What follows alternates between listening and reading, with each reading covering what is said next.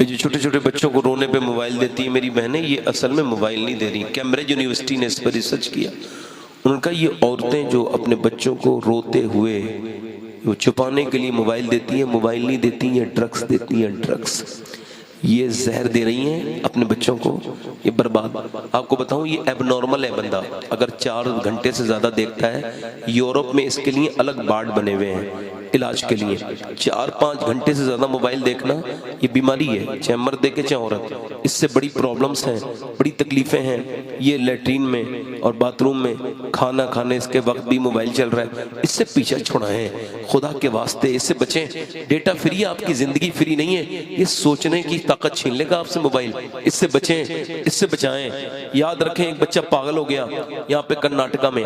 मेरी बहनें बेटियां सुन रही हैं, इनके लिए बयान कर रहा हूँ। कुछ तो मेरी बहन बेटियां ऐसी जो माएँ हैं और कुछ इंशाल्लाह मुस्तकबिल में बनेंगी, अल्लाह उनको नेक औलाद अता करे। तो उनसे कह रहा हूँ मेरी बहनों से, इसको सुने कि वो बच्चा जब पागल हुआ, उसकी माँ उसको अस्पताल में लेके गई तो उसका वो कह रहा है मेरा मोबाइल दो जल्दी से। डॉक्टर कह रहा है क्या मतलब? कहा ये बच्चा मेरा, कहा ये तो पागल हो गया, इसका दिमाग, मोबाइल दो। कहा क्या मतलब? तेरी माँ कहाँ है? कहने लगा मोबाइल के अंदर है, पबजी के अंदर मेरी अम्मी है, मेरा बाप 6 साल का बच्चा है, दिमाग उसका पागल। इंटरनेट पे कोई भी जाके उसकी वो वीडियो देख सकता है। वो बच्चा रो रहा है लगातार, कह रहा है मेरी माँ कहाँ है, मेरा बाप इसी के अंदर है पबजी के, और रोता चला जा रहा है। माँ रो रही है, मैं तेरी माँ हूँ। कहा नहीं नहीं, तू मेरी माँ नहीं है, मेरी माँ तो इसके अंदर है। चूंकि इमाम गजाली ने लिखा है कि जानवर का बच्चा जब पैदा होता है माँ को पहचान लेता है, बकरी का, भैंस का। इंसान का बच्चा कोरा कागज है, वो जो उसे प्यार करता है उसे ही अपना समझ लेता है, जिसके साथ वक्त गुजरता है उसी को अपना समझ लेता है। अब वक्त उसका पबजी के मोबाइल के साथ गुजरा, उसने मोबाइल को ही अपना समझ लिया। बाप उसके साथ बैठा नहीं, बाप को इतना वक्त नहीं उस जाहिल बेवकूफ को कोई समझाए कि तू घर में आके भी इंस्टाग्राम देख रहा है, घर में आके भी फेसबुक, तोड़ दे इस मोबाइल को, ये तुझे औलाद जैसी नेमत से महरूम कर रहा है ये मोबाइल। और फिर अपने सीने पे बच्चों को लेके देख, जब बच्चे बाप आता है ना घर में और जब बच्चे उससे चुपटते हैं, उससे जाके सीने से लगते हैं, तो वो सारी तकलीफें भूल जाता है। औलाद नेमत इतनी बड़ी है, मगर तूने इसको सोचा ही नहीं। तूने मेरी बहन इसको गौर नहीं किया कि मियाँ दिल्ली में एक औरत जो है ना, वो रात का वक्त रो रही है, छोटा सा उसका घर है मिट्टी का, और वो रात के वक्त में रो रही है। उसका बेटा उसके रोने की आवाज सुन के उठा और जाके करीब जाके देखा तो अम्मा रो रही है। अम्मा क्यों रो रही है? अम्मा कह लगी मेरे बेटे और कोई बात नहीं, अभी हाथ पे मेरे छिपकली चढ़ गई और फिर उसके बाद मुझे अपनी कब्र याद आई। आज छिपकली हटा दी, कल कब्र में क्या होगा मेरे लाल? एक न एक दिन तो मुझे कब्र में जाना ही है, कब्र तो मेरा ठिकाना है। मेरे बेटे बस अपने रब से कह रही हूँ मालिक मैं आज औरतों को देखो, कॉकरोच अगर उनकी बाथरूम में हो तो नहीं जाती, एक छिपकली का बच्चा हो जब तक भी नहीं जाती, मगर उस कब्र की क्या तैयारी है जहाँ बड़े कीड़े हैं, जहाँ तुम भी जाओगे। ये जो तकरीर कर रहा है ये भी एक दिन मर जाएगा और जो सुन रहे हैं ये भी मर जाएंगे। कोई ना सुनाने वाला बचेगा, ना कितने सुनाने वाले इस धरती पे आए थे चले गए।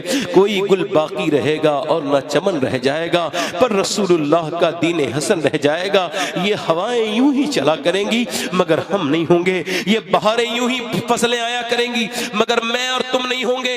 मेरे भाई वो कब्रें तुम्हारा इंतजार कर रही हैं, वो कब्रें मेरी बहनें तुम्हारा इंतजार कर रही हैं। मेरी बेटियां ये जो फैशन में लगकर अल्लाह को भूल के कभी सजदे नहीं करती, इनसे कह रहा हूं। वो रो के कह रही है, मैं वो औरत नेक सैयदादी कहती है मेरे बेटे मैं इस वजह से रो रही हूं कि अल्लाह मुझे कब्र के अजाब से बचाए।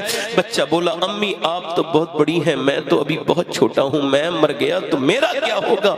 माँ बोली बेटे सजदे में चला जा, अल्लाह तुझे कब्र के अजाब से बचाएगा। बेटा जब सजदे में गया वजू करके, जब सजदे में गया तो माँ रो के बोली मालिक यहाँ आ गया, इसे कबूल कर ले मेरे लाल को। मेरे रब ये मेरा बेटा यतीम है, मैं बेवा औरत हूँ, इस मेरे बच्चे को यहाँ तक लाना मेरा काम था। कभी अपने बच्चों को सजदा करा के रोया करो अल्लाह की बारगाह में, मालिक तूने औलाद दी है तो जहन्नम से भी बचा ले, चूंकि ये जहन्नमियों वाले काम है। नमाज न पढ़ना ये जहन्नमियों वाले काम है। गंदी गंदी तस्वीरें देख करके दिल पे कोई असर न होना ये जहन्नमी होने की अलामत है, वरना ईमान वाले को तो एक गुनाह ही परेशान कर देता है। ये सुबह शाम गुनाह करना ये जहन्नमी की अलामत है। ओ मेरे भाई, वो औरत रो के कहती है मालिक मुझ पे फजल कर दे, मेरे बेटे को कबूल कर ले। अल्लाह का करम ऐसा हुआ, वो रोज रोती थी। माँ जो है बूढ़ी हुई इंतकाल कर गई, बेटे का रंग दिल्ली पे चढ़ा, बेटे का विसाल हो गया। मगर जाके अब दिल्ली में तलाश करो, बादशाहों की बीबियों की कब्रें नहीं मिलेंगी, मगर जो अल्लाह के सामने रोती थी उसका मजार 3 बीघा पाकीज़ा जमीन में बना हुआ है, उसका नाम सैयदा जुलेखा अल मारूफ माई साहिबा है। हर बुध के दिन हर हफ्ते उसके मजार पे मेला लगता है और करीम में उसके बेटे का मजार है। बादशाहों की हुकूमतें बदली और उसकी कब्रें मिट गई, मगर उनकी कब्रें अब तुमको नहीं मिलेंगी, ढूंढोगे तब भी। मगर उसके बेटे की मजार पे रोज मेला लगता है, उसके बेटे का नाम निजामुद्दीन महबूब इलाही है। सुभान अल्लाह, सुभान अल्लाह। नारे तकबीर, नारे रिसालत, फैज़ाने हुजूर गौसे आज़म। मेरी बेटियां मेरी बहनें एक बार आए तो, वरना मैं आखिरी बातें करूं। दिल लग रहा आप लोगों को? नहीं लग रहा?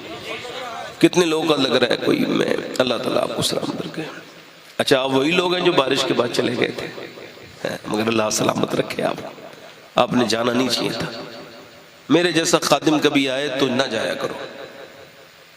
हमें यकीन है अपने रब से, हमने इतना लंबा हम आए हैं हुजूर की महफिल करने, तो वो बड़ा करीम है। मैं फिर एक बात आपके सामने छोड़ के जा रहा हूँ, इस बात को ट्रांसफर कर रहा हूँ आपके दिलों में। अगर हो जाए मेरी बात कि देखो, सबके सामने रोने से क्या फायदा, अंधे के सामने रोगे तो अपने भी नैन, रोना है तो रब के सामने रो। याद रखो सजदा ही तो है, तवज्जो करो, सजदा ही तो है। गारे हिरा में सजदा, जोर से बोलो सुभान अल्लाह। गारे हिरा में सजदा, गारे ज़ौर में सजदा, गारे सजदा मदीने में है सजदा, कभी 3 दिन का, कभी 2 घंटे का सजदा। सजदा आप देखें, सजदा पैगंबर इस्लाम ने कभी भूख में किया, कभी वाक़े में किया। लोग कहते हैं करबला के मैदान में हुसैन ने जैसा सजदा किया है वो लाजवाब है, ऐसा कोई सजदा कर नहीं सकता। बात बिल्कुल ठीक है, मगर ये बात बिल्कुल पूरी नहीं है। पूरी बात शुरू होती है मक्के से कि पहले नानी खतीजा के सजदे लाजवाब हैं, उसके बाद नाना मुस्तफा के सजदे लाजवाब हैं, और सुनो, पहले माँ फातिमा के सजदे लाजवाब, बाप अली के सजदे लाजवाब, फिर जाकर के करबला के मैदान में हुसैन। सुभान अल्लाह, सुभान अल्लाह। नारे तकबीर, नारे रिसालत, जिक्रे अहले बैत, खानदाने अहले बैत। सुभान अल्लाह। ऐसे दीन नहीं चलता। माँ बाप को चाहिए कि वो अपने अंदर उतना ही दीन पैदा करें जितना अपने बच्चों को वो दीनदार बनाना चाहते हैं। अच्छा, आपको मेरी बातें ऐसी लग रही होंगी ना, तो जब आप और मैं मरेंगे तो मेरी बातें फिर सच हो जाएंगी। कुछ दिनों के बाद लोगों को ऐसा लगेगा जैसे हम एक फॉर्मेलिटी निभा रहे हैं। मैं आपसे कह रहा हूं, क्योंकि यकीन खत्म हो गया ना आखिरत से। हमारे यहाँ 2 टाइप की औरतें पाई जाती हैं हमारे माशरे में। मैं आपको, अगर मेरी बात से एग्री करें तो आप जरा ध्यान से सुन के फिर आप जरा सुभान अल्लाह कहिएगा मेरी बात, पूरी बात सुनने पहले। एक वो औरत है जिससे आप कितना भी कह दो पर्दा नहीं करेगी, लड़ लेगी, तलाक ले लेगी, मगर पर्दा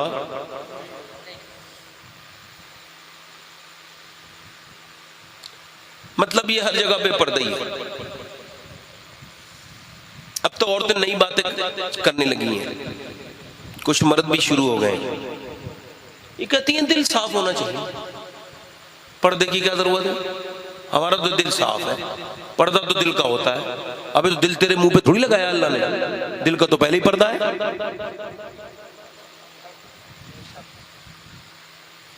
भाई पर्दा अगर दिल का होता तो ये जो इतनी मशीनें दिल चेक करने की बनी है ये तो फालतू बनी है। ऊपर से देख लेता है जैसे तेरी आंखों को देख लेता है। इसका मतलब जो ऊपर से दिखता है उसका पर्दा भी ऊपर से ही है। नहीं साहब, दिल साफ होना चाहिए। अच्छा सुने, अल्लाह ने फरमाया महबूब आप अपनी बीवियों से, अपनी बेटियों से कहें कि वो अपने चेहरे ढकें, पर्दा करें। तो कोई ऐसी लड़की है जो ये क्लेम करे, ये दावा करे कि मेरा दिल हुजूर की बेटी फातिमा से भी ज्यादा साफ है? भाई बताओ। अच्छा वो अगर ऐसा कहेगी तो मुसलमान रहेगी? अगर दिल का ही पर्दा है तो अम्मी आयशा फरमाती हैं जब मैं हज पे जा रही थी हुजूर के साथ, तो जब सहाबा हमारे काफिले के करीब आते थे तो मैं चेहरा ढक लेती थी, और जब हुजूर और मैं होती थी तो चेहरा खोल लेती थी। कौन ऐसी औरत है जो अम्मी आयशा आयशा सिद्दीक़ा के कदमों के बराबर हो जाए। एक औरत वो है जो पर्दा, इसे कितनी भी तकरीर सुना लो, इसको नहीं करना है। अच्छा, औरत को ये खबर हो कि नहीं, आपको बता रहा हूं ये मसला, ऐसे औरत ने अपना वजू करना है ऐसे करके, ये कोंगनी खोलनी है तभी तो वजू होता है ना। और अगर ऐसी जगह वो वजू कर रही है मेरी बहन जहां पर पानी है और वहीं आदमी भी है, गैर महरम मर्द बैठे हैं वहां पे, अब अगर हाथ खोलेगी तो वो बेपर्दगी हो जाएगी। तो शरीयत ये कहती है कि उसको चाहिए कि वो अपना हाथ ना खोले, तयम्मुम करके नमाज पढ़े, वजू ना करे। ये आपको बता रहा हूं कि औरतों के लिए ये फैसिलिटीज और ये रियायत जो है ना, ये एक्स्ट्रा है। जैसे मर्द मरे तो 3 कपड़े, औरत को 5। जैसे मर्द नमाज पढ़े तो यहां तक हाथ उठाए और सिर्फ यहां तक हाथ उठाए। आप समझ रहे हैं? मर्द के जिस्म की बनावट और औरत की और। अल्लाह ये नहीं चाहता कि औरत जब हाथ उठाए तो उसकी बेपर्दगी हो, तो लिहाजा अल्लाह ने अपनी नमाज का तरीका अलग कर दिया।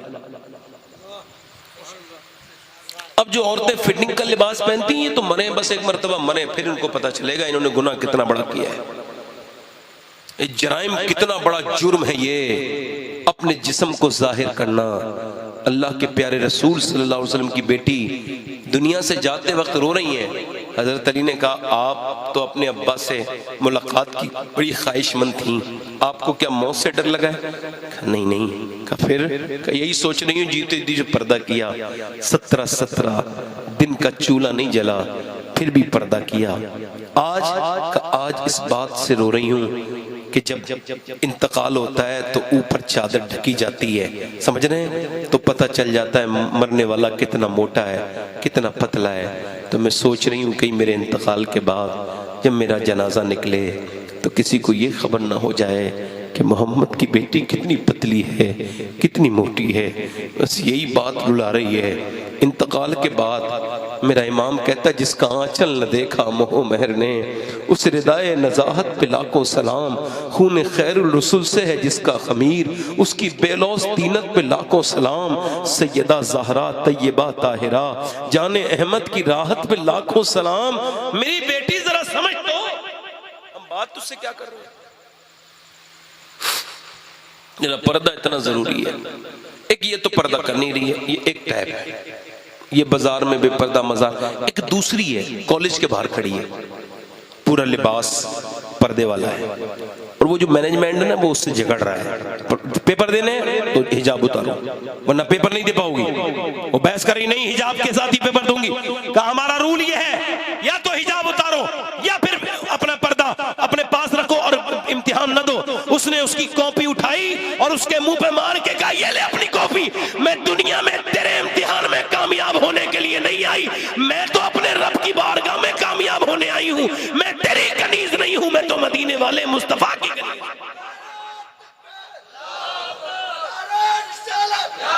अच्छा, दोनों हैं मुसलमान,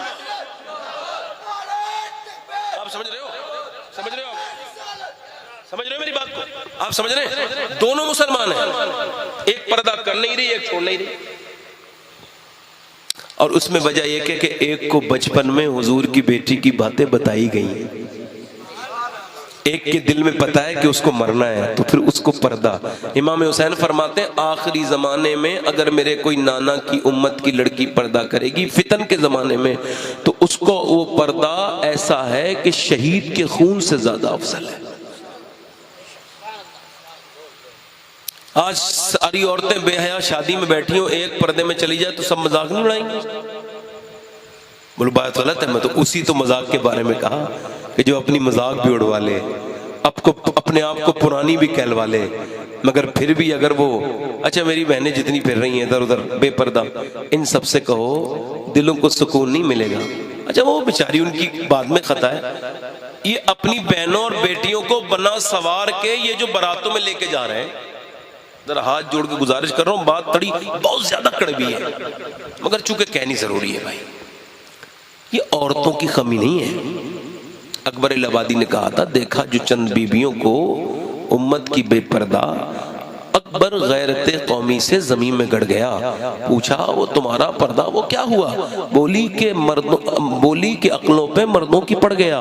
ये मर्द जो लेके जा रहा है अपनी बीबी, अपनी बहन, अपनी बेटी को तैयार करके, सजा के, सवार के, मेकअप करा के, तो ये तो कल दूसरे लोग काम करते थे, दूसरे मर्दों को अपनी औरतें पेश करने वाले तो कोई और ही होते थे ना।